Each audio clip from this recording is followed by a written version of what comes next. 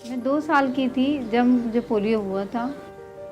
मैं स्कूल भी इसी हालत में उछल-उछल कर ही जाती थी और हमारे ख़ानदान की सबसे पहली लड़की मैं हूँ जो कॉलेज गई।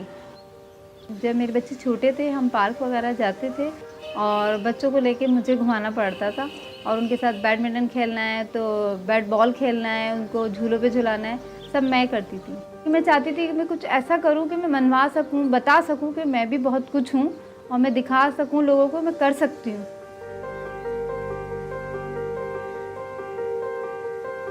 मैंने अपने बच्चों को खुद ही पढ़ाया, खुद ही लिखाया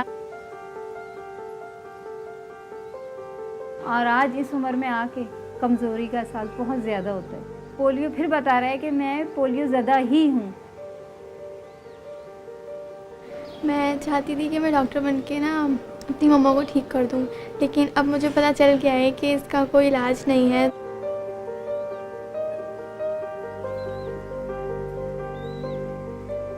मैं भी कभी-कभार ये सोचती हूँ कि काश नानी-नाना ने मम्मा को कतरे पिला दिए होते पोलियो के, तो आज इतनी तकलीफ़ ना होती मम्मा को।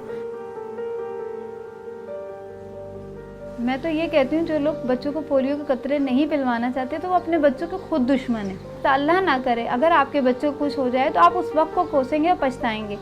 तो आप भी रोएँगे, कल आपके बच्चे भी रोएँगे, अल्लाह ना करे। तो इससे बेहतर है कि माँ-बाप पोलियो के कतरे ज़रूर दें।